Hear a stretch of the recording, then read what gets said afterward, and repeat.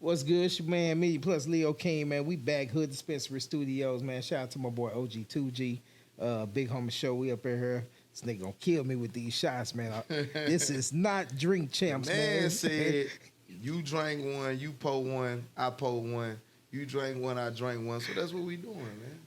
Lesson. Shut your mouth sometime. But yeah, man. Speaking of the shot, No, for real though. you need to be taking one. You know what I'm saying? Shout out to the Hood Dispensary where their motto is, we got what you want even when we don't. Hey, man. Hood Dispensary, man. I appreciate Real Talk Podcast just for having me, you know? Yeah, we appreciate you. Man, I was looking into some of your work, man. You got a catalog is growing. Mm-hmm. Tell me about the comedy. I didn't know about the comedy. I'm a funny motherfucker, man. Tell me about the shit with shout out to Sly Fly, man. That shit was funny as fuck, man. Yeah, man. Say I need to borrow some money. Say, what you tell me? That's mama type money. That's some shit. That's a different type of love. That's a different type of love. You know what I'm saying? That's a motherly love type shit. You know what I'm saying? Like sometimes I try to just take real life situations when we, me and the homies, and just make the shit funny, right? Yeah. So in that situation, I just had somebody ask me for some shit, and I'd be like, damn, sometimes niggas be asking you for some shit. Yeah. That somebody like really dear to you should be asking you for. You know what I'm saying? And I just turned it into, a funny moment. But yeah, man, shout out to Sly Fly, man. I just, I think deeper than just a rapper. Yeah. Like I don't want to be a rapper. Right? That shit was funny as fuck. You come out the store, this nigga coming from up under the motherfucking truck. I want to be an entertainer. Hey, he a funny motherfucker though, man. I want to be an entertainer. So how'd you hook up with him though, man? I met him at Mr. Lucci video shoot. Okay. Shout out to Mr. Lucci, man. Lucci and Dosky G. Okay, shout out to the homie Dosky G. Dosky G came through, man. She bad. Mm-hmm. Yeah, he had that bitch turned up, man. Shout out to my Dosky partners, G. you know what I'm saying? I've been fucking with them boys, you know what I'm saying, for a long time. So it was like a family reunion. Stub was there, you know what I'm saying? I seen Thugger was there, you know what I'm saying? I seen a lot of niggas, you know what I'm saying, that I fuck with, that came to support money. Yeah. And not only money, but me as well. Yeah. You know what I'm saying? And definitely. We just appreciate that. I always like to see the support. Yeah. And they were fucking with from you. niggas who them niggas. Yeah. You know what I'm saying? Because niggas who them niggas got a million things they could be doing. I don't know who he was, but shout out to the OG nigga. He ran that third flex in front. Hey man, you got him. And he on the team. He one of them. You know what I mean? So he came out there though, man. They were fucking with you, man. It was definitely a good look, man. Man. I enjoyed myself. Like for real, I felt like it was my fucking birthday. God damn, I thought it was my cake and shit, definitely nigga. gonna try to run that shit back. Nah, yeah. Man, so you got another video with Bubba Dub. Bubba Dub. I said, God damn, man, my boy is into the comedy, man. Yeah, man. And now that the Bubba Dub connect come from Wild Hair. I've been knowing Wild Hair a long time. Okay, yeah. Shout out to DJ Wild Hair. Shout out to Wild Hair. So I've been knowing bro for a long time. And I fuck with Phaser of Love. You do what I'm saying? Really? Yeah, so watching him. And for some of the youngsters, they might. It's Big Worm. Big Worm, man. Big Worm on Friday. Just in case y'all don't know who you young motherfuckers don't know who Phaser Love is, go do some goddamn research. So you talk about, I got people around me, bro, that's seasoned in what they do. Yeah. You know what I mean? But you was in the role, like, man, you got acting ability. Like I'm looking for you in the movie room. I'm looking for it, man. You definitely got the talent. I'm working on called Features right now. Okay. You know what I'm saying? Like that's what I'm saying. Can you talk about it? It's very true to life in the sense that it's about an artist who let me see how can I say it without saying too much. Hood Dispensary exclusive. It is exclusive shit, right? It's about an artist who on his journey to make it in the industry, the people said that he was dope, but he needed some features that would probably help him get to the next level. And he ain't got the money to get the feature, so he got to figure out a way how he gonna Yeah. make it happen. Yeah. You know what I'm saying? That's enough. We don't want to give him too much, man. He got to figure, because he, you know, under the circumstances, the people are already fucking with him, but he need to get to the next level. Yeah. And but it's just like most of us, man. You know, he a day-to-day nigga. Real So life shit. So he don't have the resources. And for how that. is that? Because that sounds like some very real life shit that's going on. Dallas, and I asked people this, and they try to act like they didn't know. Back in the day, it was hard to get studio time, and people that was on didn't really want to turn you on, or open up certain doors. But now it's like just. It's still like that. But as far as the small tools, going to a studio recording, you know, $50 an hour, it's more accessible. Right. You don't really have to have a lot of knowledge from too many people. Is go on Instagram, people advertising this. I saw somebody the other day, $25 an hour, $35. If you really want to go drop a song, you can do it now on your own. You don't really have to be tied into the politics. How is that from when you started to now? It's a little different because back then, when somebody spent that kind of money, you knew they was serious. You know, you got kids now that can just get a microphone, got a laptop, plug in, And go to it's work. on SoundCloud or whatever, and it might fuck around and come up with a little dance and it just go, right? Yeah. But in my era, when I first started doing this shit, somebody had to have some motherfucking money. Yeah. And that's what separated the motherfuckers from who really was rapping and who wasn't. You know what I'm saying? Because by the time you spent that kind of money, you had to, either you had to believe in what you was doing, or the motherfucker behind you had to believe, because it was going to cost some money to get this shit done. So that's the only difference. You know, but I have applied a lot of the old ways to the new way. So it'll seem like my shit moving fast, but it's just because I mixed the two. Yeah. I applied some of the old ways with the new way, and it made it seem like I'm moving a lot faster. And also, I made mistakes, and I watched other niggas make mistakes too on this journey. Yeah. So what you seeing from my movement is just, let's just say, on the low end, 20. It's a stretch. Let's say 10 to 15 years of watching other people make mistakes and correcting them.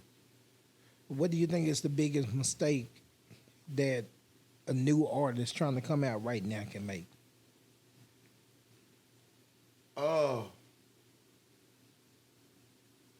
I think the biggest mistake that a new artist can make is being very careful about what you choose to project into the world. You understand what I'm saying? Like, if you know you ain't no gangster for real, you don't really need to be pushing that energy into the world like that. Because it's only so long you're going to be able to give out some gangster shit before some gangster shit come back. You know what I'm saying? It seems like the music is flooded with that shit, though. And that's cool. But That's don't crazy expect the to world me. to feel sorry for you when what you pushed out come back to you. So my message is everything that I rap about is in past tense form. Because I got enough homies that I done lost, and I got enough homies locked up, and you know, it's out, even with the music, it's trial and error. I seen enough people make mistakes that I knew.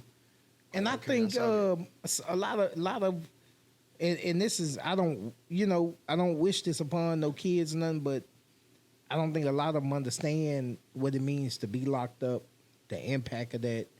Not only you just doing time, but you being away from your family, loved ones, especially if you got kids. But right now, it's so bad. The whole TDC on lockdown right now. The whole Texas Department of Criminal Justice is on lockdown right now. The whole goddamn state. It's hot as hell. It's over 120 degrees up in here. Man, y'all don't want that. You know what I'm saying? Like, I just think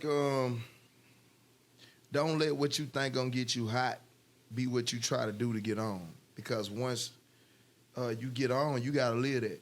yeah. Not your partners, you know what I'm saying? I mean, you can bring them along, but at the end of the day, it start and stop with you. You know what I'm saying? So your partner might really be like that. But if you not, that's still a burden to carry that if you know that ain't really who you are for real. You know what I'm saying? So Do you think Instagram makes peer pressure more? absolutely.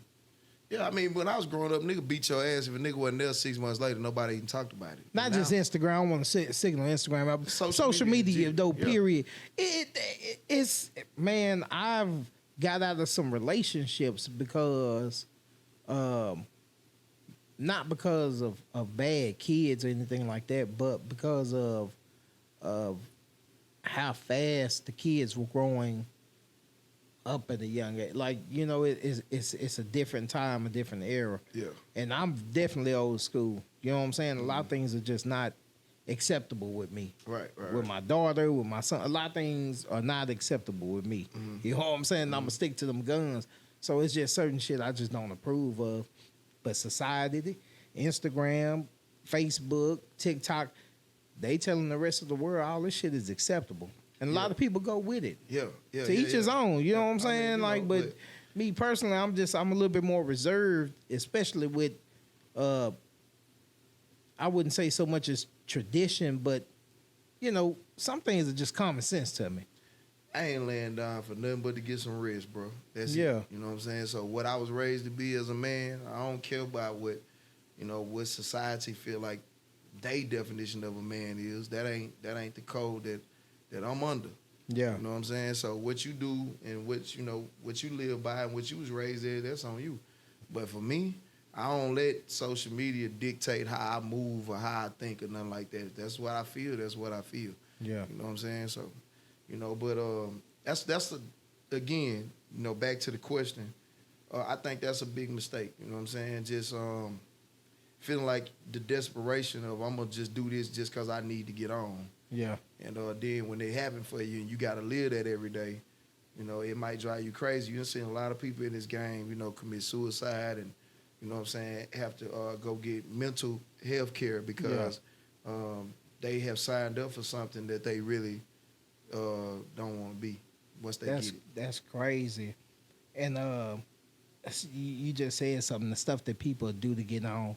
And there's a story going around about the girl sitting on top of the hydrant. Mm-hmm. She's fucking on sitting on top of a fire hydrant. Mm-hmm. You know, recording and going live, and see what I'm saying? That's what I'm saying. This shit is crazy. I didn't grow up at a viral time. Oh, this shit is crazy, understand what I'm saying? Man. So it wasn't when I was growing up. It wasn't about going viral. It was about being real. Yeah. So you can make shit look how you want it to look with these phones and shit. Yeah. You know what I'm saying? But when I was growing up, it was about being real, being authentic. Like, if this what you is, this what niggas is expecting you to be. And it's okay to not be that if that ain't you. If you an athlete, my nigga, go play ball. Yeah. You know what I'm saying? If you a pimp, my nigga, play with them hoes. If you a fighter, nigga, knock them niggas out. If you a shooter, nigga, be that. Yeah. If you a player, nigga, be that. If you a dope boy, it's cool, be that. But nobody was doing it. Nobody was like, hey, look at me say this quarter key. Yeah. Nobody was doing that. Nobody was saying, look at me, you know what I'm saying, say these 10 pounds. Yeah. It wasn't about everybody seeing it. It was just about being real and knowing that this is what you signed up for. Yeah. You dig what I'm saying? So I think it's important that we try to instill that back into the motherfuckers coming up that, yo, bro, just take your time. You know what I'm saying? You might watch a motherfucker take off. I came through, just for everybody that don't know, I came through in the boogie era. I'm the same nigga. Okay. So I was doing this same type of music at that time. I watched The Row get a deal. I watched Frank saying Sco and Go. I watched Party Boys get a deal. I watched everybody get a deal and never hated. Saluted it because I didn't have that kind of music at that time. I didn't, you know what I'm saying? Like, so it might take you 10 years. Yeah. You know what I'm saying? But I didn't be like, I didn't say, okay, this what's going on. Let me goddamn come up with a dance and go. Well, first of all, I'm gonna say, I ain't do that. As a fan of Big Homie Sho, you know what I'm saying? We happy that you didn't have that type of music. Yeah, you know I mean, I wouldn't have done We it. enjoy your type of music. And I stay true to myself. So even though that the point that I'm making is, you know what I'm saying, don't sell yourself short because I know the type of music that I'm comfortable and like making. So just imagine if I would have went with the trends and started dipping and dancing and flexing. Yeah. I wouldn't. Eventually that would have wore on my conscience. Like this ain't really me. Yeah. Bro. You know and that's not a shot to them boys there, no, man. I love them. Yeah, I fuck with all them niggas. I was just telling my son, asking my son, is you out here hitting the flex? You know, he 18. I'm trying to make sure you strapped up. You hitting the flex on me? Love it. What's you that? know what I'm saying? Love it. But what I'm saying is, to the point is, I didn't switch up. If it took me 10 more years than it took them, that's okay. You know what I'm saying? Because now I'm able to do the music that I can sleep with and live with it and that make me comfortable versus doing something that in the long run, even if I got the money or the fame for it, it don't make me comfortable because this is not really me. Yeah.